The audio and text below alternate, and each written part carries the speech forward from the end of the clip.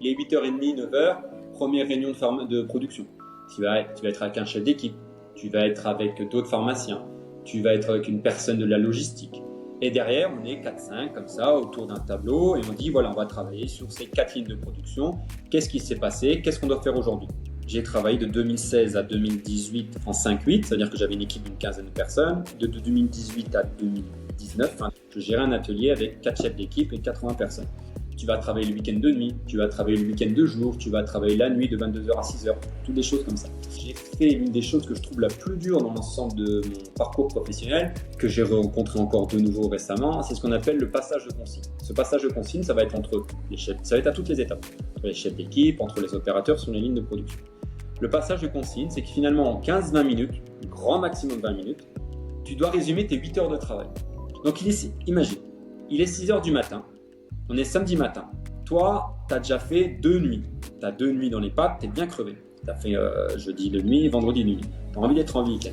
Ton collègue, il est 5h40, 5h45, tu as ton collègue qui arrive et en 15 minutes, il faut absolument que tu lui résumes tout ce qui s'est passé sur 4, voire 8 lignes de production si ton collègue est en congé, et tout, et que tu n'oublies rien du tout. Parce que la moindre chose que tu vas oublier, derrière, ça peut avoir une conséquence et il va t'en vouloir. Parce que quand toi, quelqu'un a oublié pour toi, tu lui en veux.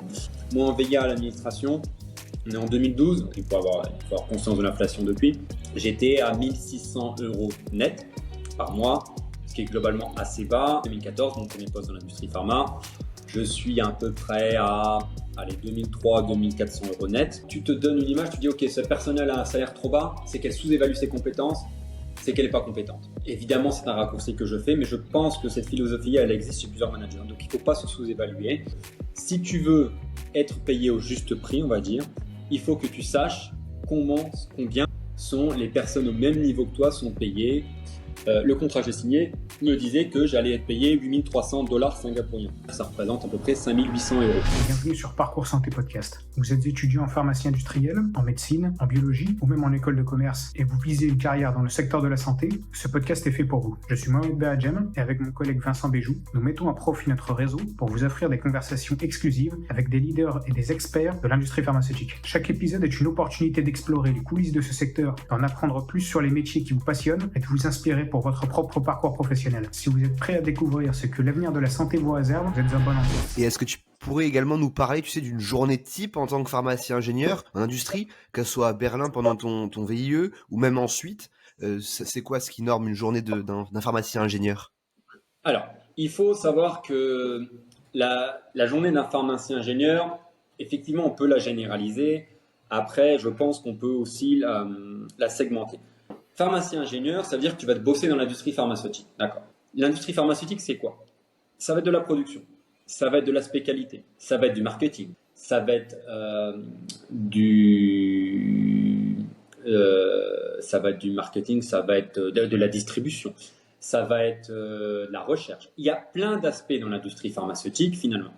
Donc moi, je vais me concentrer, pour répondre à ta question, sur l'aspect production et qualité, et donc spécifiquement sur l'aspect industrie pharmaceutique en usine. Parce que l'industrie pharmaceutique, c'est pas forcément en usine. Qualité. Mon premier poste après Berlin, donc là on est en 2014, je rentre dans une usine à Amiens, donc choc culturel entre Berlin et Amiens. Pourquoi Amiens? Parce que ma femme est en études entre Paris et Anvers en Belgique, c'est au milieu, c'est un CDD. J'ai eu ce poste grâce à quelqu'un de l'ENSIC. J'ai pris contact en tout cas grâce à quelqu'un de l'ENSIC. Et finalement, je vais faire ce qu'on appelle de la qualité opérationnelle. Je vais être pharmacien libérateur de l'eau. Ça, c'est une spécificité assez française, à ma connaissance, c'est-à-dire que tous les lots dits pharmaceutiques de médicaments doivent être libérés seulement par des pharmaciens, inscrits à l'ordre des pharmaciens. Cette journée type, ça va être quoi? Ça va être, on est sur le terrain de la production, on est dans une usine. Donc déjà, une usine, ça veut dire quoi? Ça veut dire que derrière, tu ne vas pas être au centre-ville, tu ne vas pas être dans le centre d'Amiens ni dans le centre de Paris, tout ça. Tu vas être globalement dans des zones industrielles. Tu vas essayer d'arriver tôt. Tôt, chacun a sa notion de tôt, mais moi, ça va être du 7h30, 7h45. Pourquoi? Parce que la production, généralement, en tout cas dans les usines que j'ai connues, c'est du 24 heures sur 24. Donc, ils ont travaillé la nuit. Donc, ça veut dire que derrière, toi, en tant que pharmacien qualité opérationnelle, tu dois suivre l'ensemble des lignes de production pour lesquelles tu es responsable de la qualité et des lots qui vont être libérés. Ça veut dire que cela signifie que tu dois prendre connaissance de l'ensemble des choses qui se sont passées, avoir pleine conscience de ce qui s'est passé. Donc, tu arrives un peu tôt, tu vas sur les lignes, tu vas saluer les opérateurs, tu vas saluer les chefs d'équipe, tes collègues. Le côté là, terrain, aller sur le terrain tout de suite à la source d'information, c'est important. Et puis derrière, je donne par exemple, j'en ai pas de souvenir exactement les horaires, mais allez, il est 8h30, 9h, première réunion de production. Tu vas être avec un chef d'équipe, tu vas être avec d'autres pharmaciens, tu vas être avec une personne de la logistique. Et derrière, on est 4-5 comme ça autour d'un tableau et on dit voilà, on va travailler sur ces 4 lignes de production. Qu'est-ce qui s'est passé? Qu'est-ce qu'on doit faire aujourd'hui? Ça veut dire quoi? Ça veut dire que le but finalement de l'industrie pharmaceutique, sauver des vies, soit, mais c'est quand même derrière de vendre des médicaments. Donc vendre des médicaments, c'est-à-dire qu'il faut les libérer. Libérer un médicament, c'est qu'il faut l'avoir produit et correctement, selon les BPF, les bonnes pratiques de fabrication. Donc derrière, ces BPF, c'est toi qui en es garant en tant que pharmacien qualité opérationnelle. Donc admettons, il y a ce qu'on appelle une déviation, une anomalie de production. Et bien tu regardes, tu analyses, et c'est toi avec tes études, pharmacien, ingénieur, qui doit dire, ok, on a eu cette anomalie-là, elle a tel niveau de criticité, je définis ce niveau de criticité et je définis l'enquête qu'il faut faire et je définis ce qu'on appelle la root cause, la cause racine, la cause qui a produit ça et je définis comment on va réparer, comment on va analyser ça, comment on va régler le problème mais aussi comment on va supprimer la cause racine. Donc voilà, tout ça c'est des discussions qu'on a le matin avec l'ensemble parce que derrière aussi pourquoi la logistique c'est qu'ils veulent libérer leurs produits pharmaceutiques. Donc derrière, il faut que toi, en tant que garant de la libération, tu donnes un délai, que tu dises, écoute, ok, ce client-là, je parle de client parce que c'est un sous-traitant pharmaceutique qui s'appelle Unitaire, ce client-là, derrière, il faut que je sois capable de lui fournir un médicament qu'il en attend parce que derrière, j'ai une officine qui va avoir besoin des médicaments au bout de la chaîne. Et donc un patient. Le patient, c'est toujours la personne à la fin et qui est donc le plus important. Donc voilà, là, il est 10h, tu as fait ça, donc tu sais où sont tes lignes, tu sais les lots que tu as libérés dans ta journée pour respecter ton planning. Et puis derrière, l'industrie pharmaceutique, c'est aussi beaucoup, j'ai un peu caricaturé, mais c'est vrai, c'est beaucoup de réunions, parce qu'il y a des projets. Le projet d'une nouvelle ligne de production. Et toi, en tant que pharmacien, il faut que tu donnes ton avis sur comment il faut faire ça pour ne pas répéter les potentielles erreurs qu'il y a eu, pour respecter ces fameuses BPF. Ça va être des réunions pour régler les causes racines dont j'ai parlé dans la déviation. Ça va être des réunions pour améliorer l'efficacité d'un process industriel. Tout ça, ça va être quelques réunions. Et puis, ça va être libéré. Ça va être un temps devant ton ordinateur où finalement, tu vas faire de la revue de l'eau. Là, je suis encore dans le pharmacien industriel, pharmacien libérateur de l'eau. La revue de l'eau, c'est que je regarde si mon lot pharmaceutique, l'ensemble des étapes, ont bien été respectées selon ces fameuses BPF, selon les normes du client, selon les normes aussi qu'on a en interne dans l'usine. Et donc derrière, je m'engage en tant que pharmacien à libérer le lot. Voilà, une journée type, c'est ça va être des réunions, ça va être la libération de l'eau. Là, je parle de la qualité opérationnelle. Si on va aussi sur l'aspect production pure, sur lequel j'ai été plus tard, à partir de 2016, ça va être différent, mais on reste un peu dans le même aspect. J'ai globalement souvent travaillé en usine, t'es manager de production. J'ai travaillé de 2016 à 2018 en 5-8, c'est-à-dire que j'avais une équipe d'une quinzaine de personnes. Puis de 2018 à 2019, je gérais un atelier avec 4 chefs d'équipe et 80 personnes. La première étape, 2016-2018, je suis ce qu'on appelle responsable d'équipe de production. Donc c'est 15 personnes. En 5-8, ça veut dire quoi? Tu vas travailler le week-end de nuit, tu vas travailler le week-end de jour, tu vas travailler la nuit de 22h à 6h, toutes des choses comme ça. Alors là, la journée type, c'est quoi? Déjà, c'est timé. Ça veut dire quoi? Ça veut dire que ton poste, il commence à 22h, il termine à 6h du matin. Il commence à 6h, il termine à 14h. Évidemment, tu es responsable, tu es cadre, tu vas arriver avant, 3 quarts d'heure avant à peu près. Tu vas prendre connaissance de ce qui s'est passé. Et puis, tu vas rester encore une bonne demi-heure, 3 quarts d'heure après. C'est important. Et là, dans ces aspects-là, dans ce poste-là de responsable d'équipe, j'ai fait l'une des choses que je trouve la plus dure dans l'ensemble de mon parcours professionnel, que j'ai rencontré encore de nouveau récemment, c'est ce qu'on appelle le passage de consigne. Ce passage de consigne, ça va être entre les chefs, ça va être à toutes les étapes, entre les chefs d'équipe, entre les opérateurs sur les lignes de production. Le passage de consigne, c'est que finalement en 15-20 minutes, grand maximum 20 minutes, tu dois résumer tes 8 heures de travail. Donc imagine, il est 6 heures du matin, on est samedi matin, toi, tu as déjà fait 2 nuits, tu as 2 nuits dans les pattes, tu es bien crevé, tu as fait jeudi de nuit, vendredi de nuit, tu as envie d'être en week-end. Ton collègue, il est 5h45, tu as ton collègue qui arrive et en 15 minutes, il faut absolument que tu lui résumes tout ce qui s'est passé sur 4, voire 8 lignes de production si ton collègue est en congé, et tout, et que n'oublie rien du tout. Parce que la moindre chose que tu vas oublier, derrière, ça peut avoir une conséquence et il va t'en vouloir. Parce que quand toi, on a quelqu'un oublié pour toi, tu lui en veux. Donc en 15 minutes, voilà, ça, tu dois résumer l'ensemble des choses. Et puis, c'est vraiment un exercice très compliqué parce qu'au début, quand tu arrives là-dedans, quand j'étais chef d'équipe, j'étais le jeune pharmacien, j'avais 28 et quelques, ce qui n'est pas très jeune, mais ce qui n'est pas très vieux non plus. Tu te retrouves face à des gens qui ont pu être opérateurs pendant 10-15 ans, qui connaissent les machines par cœur. Toi, techniquement, tu n'es pas au niveau. Donc, au début, tu te perds dans des détails. Tu racontes, tu dessines des choses et le gars en face, il s'en fout. Lui, ce qu'il veut, c'est est-ce que derrière, il va avoir quelque chose à régler et à diffuser auprès des autres services support, logistique, qualité, réglementaire, maintenance. Ça, c'est important. Bien résumer, savoir ce que tu dois apprendre à résumer 8 heures en 15 minutes. Super, super dur. Donc voilà, la journée type, ça peut être ça. Et après cette journée type, c'est 8 heures, qu'est-ce que tu as fait? Eh bien, si tout se passe bien, si ta machine n'est pas en panne sur tes 4 lignes, bah écoute, je vais caricaturer, mais tu vas au café avec le copain et puis ça marche. Hein. Je veux dire, il n'y a pas de souci, ta machine, elle marche. Mais ça ne marche pas comme ça, c'est très très rare. Finalement, tu auras toujours une anomalie qualité. Une anomalie qualité, ça va être quoi?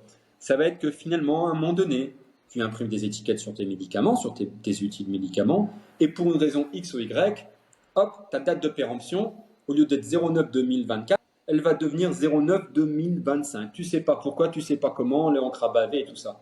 Allez, il faut retrouver où est-ce que ça a commencé, trier tout, savoir comment on a résolu le problème, quand on a résolu le problème, qu'est-ce qu'on fait de ces X boîtes qui ont été impactées par ce problème-là. Et là, derrière, le chef d'équipe, il fait ça. Le chef d'équipe, il est aussi là pour interagir avec les services support. Il est 2 heures du matin, il y a une panne sur une machine qui arrive. Qu'est-ce qu'on fait?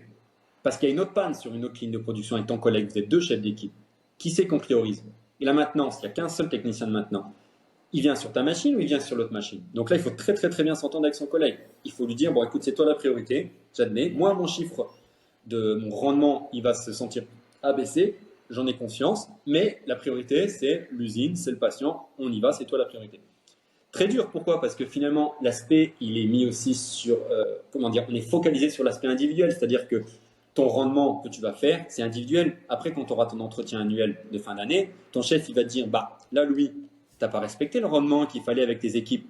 Et tu pourrais lui dire, oui, mais regarde, les machines de mon collègue, elles étaient en panne, je devais l'envoyer le technicien de maintenance. Lui, ça ne sera pas son problème. Ce qu'il veut voir, c'est qu'à la fin, il doit reporter à son chef de nouveau et tout ça. Donc, du coup, voilà. La journée type, ça va être de l'arbitrage, ça va être du management, parce que tu as quelqu'un qui ne va pas s'entendre avec une autre personne. Donc, là, ça a été mes premiers pas dans le management, de gérer 15 personnes, et c'est pas forcément facile, mais par contre, humainement, c'est extraordinaire. Et tous ces gens que j'ai connus pendant ces 2 ans et demi, donc c'était l'usine d'Unitaire à Coutances, dans la Manche, ça c'est resté une expérience extraordinaire, parce que quand tu te retrouves un lundi matin à 3 heures du mat avec tout en panne parce qu'il y a eu de l'orage la nuit, que tout a coupé, et que tu sais que les mecs ils vont arriver à 7 heures, tes chefs, et qu'ils vont se dire bon, on n'a rien fait, il faudra justifier ça auprès du directeur, tu vas te faire défoncer. Bon, tu essaies de relativiser, de dire bon, bah écoute, on va faire de notre mieux, quoi. J'espère avoir répondu à ta question. Ouais, c'était super, c'était super.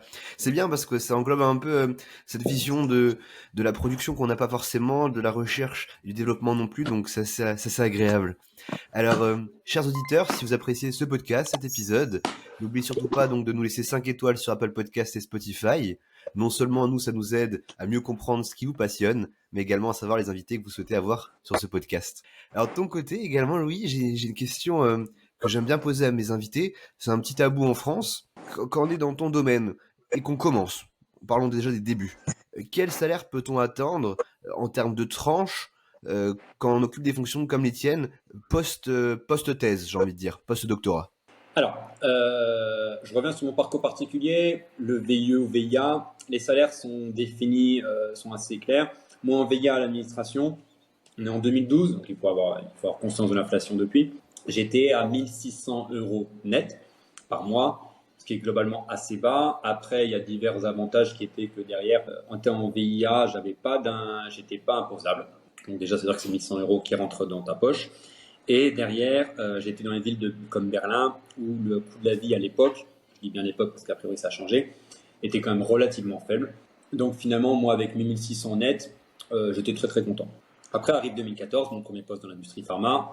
Je suis à peu près à 2300-2400 € net. Pareil, donc ça c'est mon premier vrai poste. Donc je te le dis en 2014. À cette époque, j'ai passé ma thèse début 2013, on est octobre 2014, donc 1 an et demi après la thèse. J'ai une expérience de 2 ans, mais dans l'ambassade, c'est pas forcément très vendable auprès de l'industrie pharma. Donc ça veut dire 2003-2004 net, c'est du 36 000 euros brut annuel, puisqu'on parle en annuel brut dans l'industrie et dans le monde du travail en général. Donc c'est un salaire 36 000 euros à l'époque qui était, je pense, dans la fourchette basse. Après moi, j'en étais très très content parce qu'il faut relativiser. Il faut regarder ton parcours. T'es en stage, t'as peut-être quoi, 1 000 euros chez Sanofi, t'es content. Tu passes en VI, t'as 1 600 à Berlin, t'es content. Tu passes de 1 600 à 2004 pour un niveau de vie finalement en étant un mien où ton loyer va être le même de 400 euros par mois. Donc derrière, toi, tu vois que du bénéfice. Et tu dis, bon, bah écoute, je suis content, j'ai ça. Ça n'a pas été le... Et là, je rebondis là-dessus. C'est pas l'argent est nécessaire, il n'y a aucun souci là-dessus. Il est nécessaire malheureusement et c'est comme ça. Mais c'est pas le moteur que j'avais. Et je pense être un très très mauvais négociateur et du coup avoir toujours mal négocié mes salaires. Mais petit aparté là-dessus, ce problème-là justement de mal négocier son salaire a une influence derrière directe sur l'image que vont avoir tes managers notamment. Je prends un exemple, un poste que j'ai effectué en Isère, donc à Bourgoin-Jallieu, où je pense avoir très mal négocié mon salaire. J'ai eu un manager qui n'était pas celui auquel je pensais avoir à travailler parce que c'est pas lui qui m'a recruté finalement. Et je pense, évidemment, je ne suis pas sûr, mais dès lors qu'il a vu le salaire que j'avais, il se donne une image de la personne en se disant, bah écoute, ce salaire-là, moi j'estime qu'il est beaucoup trop bas pour ce qu'il fait. À l'époque, je gérais donc 80 personnes, 4 chefs d'équipe.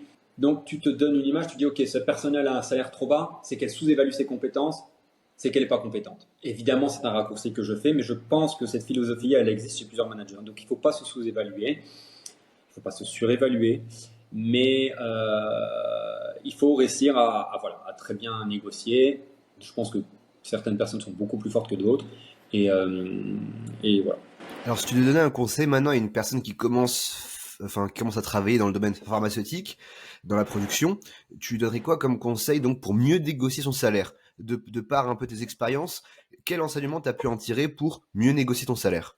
C'est ce que tu disais tout à l'heure, il faut briser ce tabou. Il ne faut pas avoir peur de briser ce tabou de l'argent et d'aller voir les collègues, d'aller voir les amis et les amis proches, parce que les gens n'osent pas. Et c'est vrai, pour vivre, voilà, donc on en parlera peut-être après, mais à Singapour, l'argent est beaucoup moins, effectivement, je pense, tabou.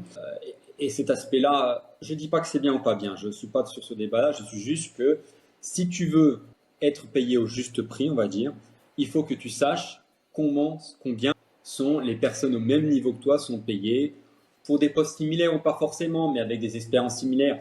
C'est très compliqué parce que des parcours exactement identiques, parce que ça existe des parcours exactement identiques, des gens qui ont fait pharmacie, qui ont fait la même école d'ingénieur et qui finalement vont avoir des postes un peu similaires, tu peux avoir des 50% de différence. Pourquoi? Parce qu'une personne, elle va aller travailler en Suisse parce que par le réseau, elle a réussi à travailler en Suisse, ou une autre, elle va travailler en banlieue parisienne parce que par le réseau, elle a été là, mais finalement, les coûts ne seront pas les mêmes et des choses comme ça. Donc, c'est très difficile de comparer, mais je pense qu'il faut réussir quand même à briser ce tabou et dire, bah écoute, on me propose ça, qu'est-ce que tu en penses? Est-ce que c'est bien ou pas? Et deuxièmement, il faut avoir confiance en soi. Et ça, c'est une qualité qui est très difficile. Beaucoup de personnes l'ont, d'autres l'ont pas. Si tu as confiance en toi, si tu as confiance en tes compétences, si tu as confiance en la mission qu'on te propose, tu vas être capable derrière de mieux négocier ton salaire. Si la personne, la RH, notamment, parce que ça va être elle qui va te parler d'argent, te dit, bah écoute, moi je te propose 50 000, et bah il faut arriver et dire, non, moi 50 000 c'est pas suffisant, je veux 60 000. Et puis elle va dire, bah écoute, je fais un effort, je suis à 52 000. Et c'est là qu'il faut avoir cette confiance, d'être capable de se dire, allez, je prends le risque de ne pas avoir le poste, parce que je sais que derrière, je suis peut-être capable d'en avoir un autre, à 52 000, parce que je sais que là, elle est en train de me sous-évaluer. Donc, confiance, et j'ai envie de dire prise de risque. Prise de risque de se dire, bah, potentiellement, je n'ai pas ce boulot-là. Donc, le mieux, finalement, c'est d'avoir 2 offres concrètes et de réussir à jouer sur les 2 tableaux, sans évidemment révéler les 2. Mais c'est d'avoir plusieurs offres, de jamais se focaliser sur une seule offre, c'est dur. Et parce que derrière, il va doit avoir d'autres aspects. Peut-être que celle qu'on t'a proposée à 52 000, il va avoir, on peut en parler, il va avoir d'autres avantages, il va avoir ce qu'on appelle la participation intéressement qui vont être importants, il va avoir des congés qui sont mieux. Géographiquement, il va être mieux. C'est-à-dire qu'au lieu de faire 35 minutes de voiture chaque jour, ça va être à 5 minutes en vélo. Enfin, il faut réussir à prendre l'ensemble du package vie privée, vie professionnelle, congés, bonus, intérêt de la mission, du poste, possibilité d'évolution. Est-ce que je vais évoluer ou est-ce que finalement là je suis en train d'arriver dans une voie sans issue? Il faut analyser tout ça, les plus, les moins, tout simplement, et réussir à se dire, allez, moi je veux ça. Il n'y a pas de règle d'or, évidemment, mais je pense qu'il faut réussir à briser ce tabou, de briser ce tabou, de vous aller voir les gens, de dire combien tu gagnes et combien tu penses que moi je vaux. C'est intéressant, parce que je te dis, on n'a pas vraiment cette notion, surtout quand on est encore étudiant, donc c'est cool d'avoir ton point de vue là-dessus. Je te remercie pour cette réponse qui est complète. Alors, tu as parlé également de Singapour, tu t'expatries à Singapour. Est-ce que tu pourrais nous donner aussi peut-être tes conseils pour une personne qui souhaiterait entreprendre une expérience professionnelle à l'étranger, de par ton VIE, l'expérience à Singapour? C'est quoi tes main conseils, j'ai envie de te dire? Alors on revient sur l'aspect d'ouverture, c'est-à-dire qu'il ne faut pas avoir peur d'être ouvert. On va revenir sur l'Erasmus. Erasmus à Francfort, on était très peu de candidats en pharma. Très peu de personnes étaient allées aux réunions d'information. Il y en a certains qui ont été évidemment, mais très peu. On faisait franchir le pas en se disant allez, ça va peut-être me mettre un frein à ma carrière d'après, ou ça va me mettre un frein si je veux faire l'internat. Il faut, pareil, une prise de risque, se dire allez, j'essaye. J'ai jamais été personnellement dans la perspective, je sais que c'est une bonne question que les ressources humaines aient posée, dans la perspective à 5, 10, 15 ans. J'ai un peu toujours été dans le jour après jour, qui est un plus, qui est un moins, il y a des avantages et des inconvénients, mais l'avantage principal finalement, c'est que pour revenir sur Singapour, quand ma femme, qui était ma compagne il y a un an, un peu plus d'un an parce qu'on n'était pas mariés, me dit écoute, là j'ai vu une offre à Singapour, qu'est-ce que tu en penses? Moi je me rappelle très très bien de ce moment, j'étais en train de bosser, je vois ce WhatsApp là, je dis écoute, je ne savais pas du tout si on allait gagner plus d'argent, je ne pouvais même pas te situer Singapour sur une carte. J'ai entendu parler évidemment, mais je ne pouvais pas te le situer sur une carte, je ne pouvais pas dire quelle était la langue qu'on parlait là-bas. Je ne peux pas dire la météo parce que si j'avais su, j'aurais peut-être réfléchi 2 minutes quand même. Mais en fait, j'ai dit oui, tout de suite. Je me suis dit allez, on y va, pourquoi pas et tout. Bon, c'est un oui qui t'implique pas énormément, c'est juste un premier oui. Après, tu as une réflexion plus longue évidemment. Mais de base, je dis allez, pourquoi pas, on va à Singapour. Écoute, nous on a toujours voulu bosser à l'étranger, on a eu la chance d'aller à l'étranger, que ce soit pour les études ou pour le travail. Et là, on te propose Singapour. C'est un monde complètement différent puisqu'on est en Asie du Sud-Est. Mais en même temps, on reste dans un monde, déjà de toute façon, tout est très globalisé actuellement, mais on est dans un monde très occidental et oriental. On est vraiment au mixte des deux. Après, il faut se renseigner sur plusieurs choses. Est-ce que tu es... voilà, partons sur l'aspect pharmacien industriel. Se renseigner sur l'industrie pharmaceutique. Ce conseil-là, il est valable pour l'ensemble des changements de région, j'ai envie de dire. T'es en France, tu es à Nancy. L'industrie pharmaceutique en Lorraine, elle est quand même très peu développée. Tu en as un peu, il me semble que tu as Boiron, de mémoire, Lénin, enfin, tu as quelques labos, mais tu as très peu d'usines pharmaceutiques, très très peu, pas de grosse industrie pharmaceutique en France. Elle va être dans la région lyonnaise, elle va être en Normandie, un peu dans le nord, et puis elle va être autour d'Orléans et de Paris. Elle va être là, l'industrie pharmaceutique. Évidemment, il y a des exceptions. Tu vas en avoir dans le Cantal, tu vas en avoir dans la Haute-Loire, tu vas en avoir dans plein de petites régions comme ça, mais il y a des gros hubs d'industrie pharma. C'est la même chose. Se renseigner si à Singapour, si c'est le choix que tu as fait ou parce que ta compagne, ton compagnon a décidé d'aller à Singapour, est-ce que toi, tu auras des possibilités de travailler? Tu te renseignes et tu vois que finalement, ouais, à Singapour, il y a énormément d'industries pharmaceutiques, c'est en pleine croissance. Il y a Sanofi qui est présent, il y a Novartis qui est présent, il y a GSK, il y a tous les gros labos pharmaceutiques globalement sont ici. Bon, ça c'est la première chose, c'est plutôt positif. Et ils sont en pleine croissance, il y a des énormes investissements. Mais à côté de ça, un autre aspect à avoir, nous en France et en Europe, on n'a pas de souci à se poser sur le fait de travailler à l'étranger par rapport au visa de travail, quand on est français ou européen. Ici, c'est pas du tout la même chose. À l'heure actuelle, j'ai pas le droit de travailler parce que j'ai pas de visa de travail. Je sais pas pourquoi, mais ils l'ont pas validé. Donc c'est en cours. On va faire une deuxième demande bientôt. Donc ça, c'est la première chose, c'est que si tu veux, il faut savoir si les possibilités sont faisables. Par exemple, tes formations officinales, tu ne peux pas travailler à Singapour. Pour diverses raisons. Déjà, ton diplôme n'est pas reconnu. Et ça existe dans énormément de domaines de la santé ici. J'ai la chance de faire partie d'une sorte de réseau d'expatriés de la santé à Singapour. Il y a des infirmières, c'est principalement féminin. Il y a des infirmières, il y a des kinés, il y a des ostéos. Il y a toutes sortes de professions de la santé qui sont réunies francophones à Singapour. Et on a très peu, il n'y en a pas d'équivalence. Et après, tu peux acquérir l'équivalence. L'officine, ici, c'est complètement différent. C'est le mode anglo-saxon, c'est-à-dire que ton officine, elle va être dans un supermarché. Un petit coin du supermarché, tu vas avoir tes médicaments qui seront en vente. Ce que je sais, c'est que pour libérer les lots, ce n'est pas les pharmacies. Moi, ici, quand je recherche du travail, je vais plutôt, et je reviens sur l'INSEE, je vais mettre en avant mon aspect ingénieur et non pas pharmacie. À la limite, à part chez Sanofi, quand je cherche du travail chez Sanofi, étant une boîte française avec du management qui peut être français, ils ont plus conscience de cette façon de travailler. Donc voilà, qu'est-ce que je conseille? Se renseigner les possibilités d'équivalence, se renseigner sur est-ce qu'il y aura moyen que je travaille derrière, se renseigner si je ne travaille pas, Ça, c'est important aussi, on n'y passe pas forcément, mais si je ne travaille pas, quelles conséquences ça peut avoir sur ma carrière, sur ma retraite, sur mes revenus, sur ma vie privée? Il faut se poser plein de questions administratives. Si ta carrière, est-ce que si tu fais un trou de 3 ans, par exemple, dans ta carrière, est-ce que tu vas revenir, tu vas avoir un poste mieux, équivalent, moins bien? Est-ce que tu prends un risque? Est-ce que le jeu en vaut la chandelle? Est-ce que si tu ne trouves pas de travail ici, qu'est-ce que tu vas faire de tes journées? Il y a plein de choses comme ça. Après, là, je parle de Singapour. C'est une mégalopole. Il y a 6 millions. C'est ce qu'on appelle une cité-État, c'est-à-dire que c'est un pays en même temps qu'une ville. Il y a 6 millions d'habitants. Il y a entre 20 000 à peu près Français. Alors, tu nous as parlé également de l'essor de l'industrie pharmaceutique à Singapour. Est-ce que je sais que ça fait pas longtemps que tu es sur Singapour, 9 mois si je dis pas de bêtises. Oui. Est-ce que tu pourrais peut-être nous parler aussi des croyances que tu as en termes d'avantages de travailler sur Singapour, de par l'expérience de ta femme, mais aussi probablement peut-être des possibilités salariales. Est-ce que c'est super au salaire français? Est-ce que la qualité de vie est meilleure qu'en France? Est-ce que les avantages sont également... Alors voilà, c'est un sujet, comme tu dis, que je ne maîtrise pas encore pour ne pas encore travailler. Les salaires. Je pense que les salaires, de ce que j'en ai vu, sont plus élevés qu'en France, de façon globale. Je vais te donner mon exemple. Là, j'ai postulé... j'ai globalement été pris, et ça bloque au niveau du visa, mais au niveau aussi de la mission que je pourrais réaliser, par une boîte de consulting qui m'a fait signer un contrat, mais ils n'ont pas encore trouvé derrière, comme c'est une boîte de consulting, ils vont te placer dans une industrie, dans un laboratoire pharmaceutique, dans une industrie. Ils n'ont pas trouvé l'endroit encore où me placer. Mais c'est eux qui ont fait ma demande de visa. Le contrat que j'ai signé me disait que j'allais être payé 8 300 $ singapouriens. Il faut savoir que le taux de change est à peu près de 2 tiers, ça veut dire que ça représente à peu près 5 800 €. Quand on te dit 5 800 € par mois en France, c'est déjà un bon poste, sachant que là, on est presque, il n'y a pas une grosse différence entre le brut et le net, il y aurait a priori entre 10 et 14%, si j'ai bien compris, à retirer de tes 5 800 €. Il y a beaucoup de choses qui sont prises en compte par l'État français, qui ne sont pas prises en compte par l'État singapourien, dans mon cas par exemple. Typiquement, là, j'ai eu quelques problèmes légers de santé, ça va être du dentaire, une consultation chez un dentiste, j'en ai eu pour 300-400 € qui ne sont pas pris en charge, que tu avances et que ton assurance privée, grâce à ma femme, a remboursé à 90%, mais que derrière, ça dépendra de l'assurance que tu auras prise. Cette assurance que tu auras prise, tu auras cotisé pour elle.